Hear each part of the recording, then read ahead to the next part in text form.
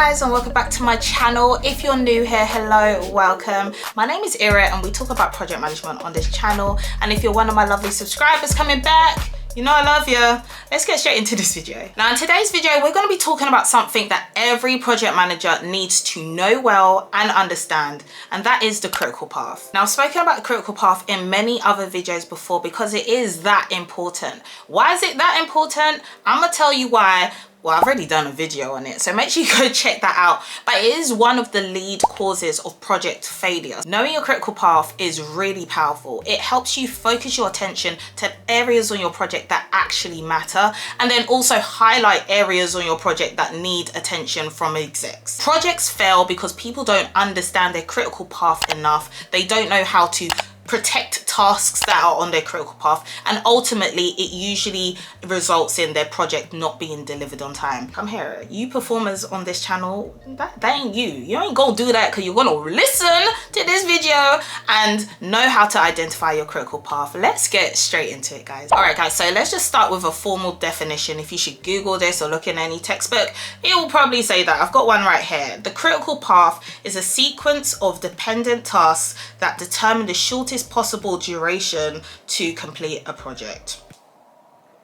Yeah, now for the people like me and you that just want that in layman's terms, something I can understand, this is the best way I could put it. It's the sequence of those must-do, cannot slip tasks that directly determine your delivery date. So why critical? Well, because if any of those tasks move, that will also mean that the end milestone, the final date on your project, will also move. Why a path? Because it's literally that. It's a connected route of different tasks that all connect with one another. If one of them's delayed, it has a knock-on impact to the next. Kind of like dominoes, kind of think of it like that. So those sequences of critical tasks that knock onto each other is all the tasks on your critical path. Now guys, I need you to stick with me in this video because this is one of the more technical aspects of project management. One of the things that people do struggle with, and it can be a little bit complicated, but I need y'all to lock in right now, and we're gonna break it down. Just a couple things to note as well.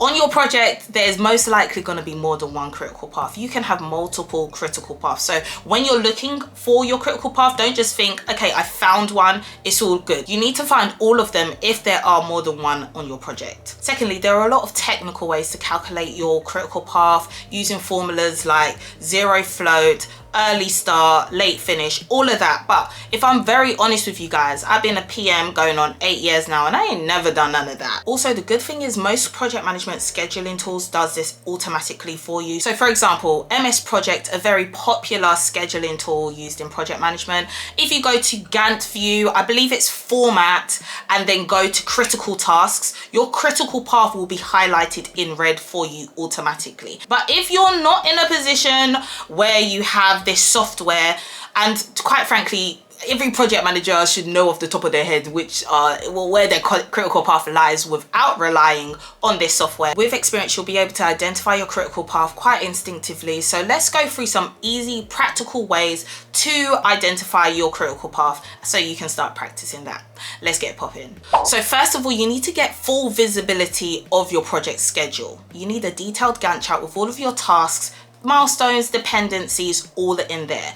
If any of your dependencies are off or incomplete or not right, let me tell you something, your critical path is going to be off. Focusing in and ensuring that nothing is missing is critical. Make sure you have a clear start and finish. It will help you see the critical path easier. So in the example on the screen that I've got up right now, you can clearly see the start and the finish. You can also see all of the dependencies clearly linked together. It is really driving the end date, the timeline view at the moment. Number two, then you need to work backwards from your key milestones. So identify all of your key milestones, not just the end milestone, but the key milestones. So this could be, for example, your product launch, any compliance sign-offs that won't allow you to move forward for a product launch or anything along those lines. Once you've identified those milestones, trace it back and ask yourself, what tasks must absolutely finish before this date? And those chains of tasks are usually your practical critical path. Remember, at this stage, there's likely to be more than one critical path or practical critical path. Make sure you're working back and tracing all of them. So step 3, then, you want to find the longest being the key word,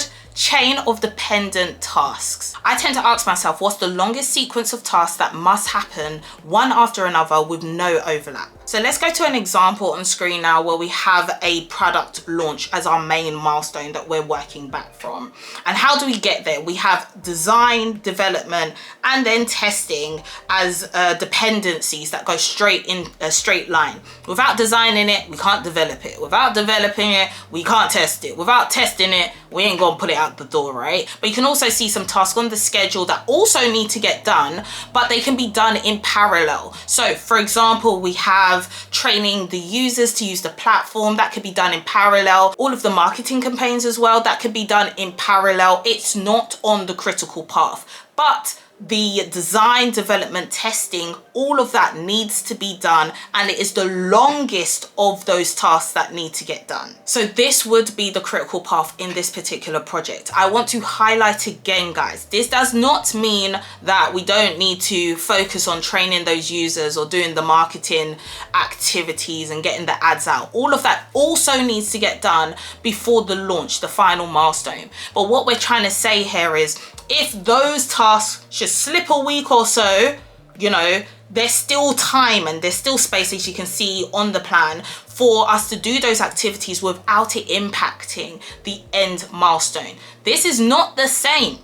This is not the same for the design tasks. It's not the same for the development or the testing tasks. There is no contingency in those. If that should slip, it will directly impact the next phase or the next task that we need to do, which directly impacts the end milestone.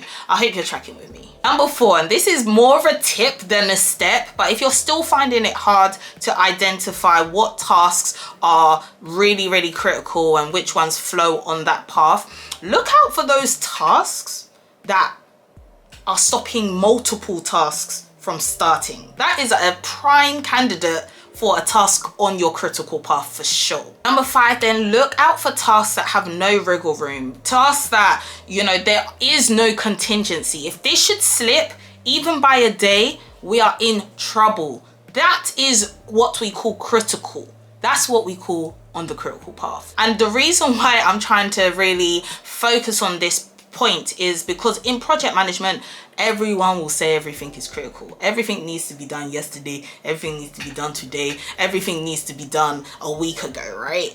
You as a PM need to be able to discern what is right, what is true, what is actually critical, and what is important. It also needs the urgency and attention that everyone's screaming about, but it's not going to kill my project if it doesn't happen. You need to be able to determine that and really discern what those tasks are. So yeah, guys, those are kind of the main steps I look at when trying to look for my critical path. Like I said, the more experienced you become and the more you practice looking for your critical path, the easier and the more intuitive it will be. Then you can prioritize your efforts to focus in on ensuring that when things get a bit overloaded for you, or when you get a bit tired and overwhelmed, it's okay. Prioritize looking after those tasks first, everything else later. I promise you, you will not regret it. Just as an extra tip as well, look out for critical resources because they can also block tasks. So yes, we're looking at tasks that need to get done, but people can also be a bottleneck. Let's say you have one engineer that needs to do all of the development, the design phase is on track and we're ready to go into the development, and so that's all good, critical path is looking good, but then that engineer is not there when you need them. Guess what? That's a bottleneck. Nothing is going to move and your critical path is compromised. So don't just think about readiness in terms of the previous phase. Is that going well? Are we still on track? Also think about the next phase. Are we ready? Do we have the right resources and the sign-offs to move forward into the next task? Otherwise, that critical path will also be compromised. All right, guys, so that is it for this week's video. I hope you enjoyed it. A little bit of a a mindful one, a little bit more complicated. But again, I personally don't believe in using complex calculations and formulas to find out your critical path. You just don't need to. If you enjoyed this video, please give me a big thumbs up. Please subscribe to the channel, so much more coming, and I'll see you in the next one.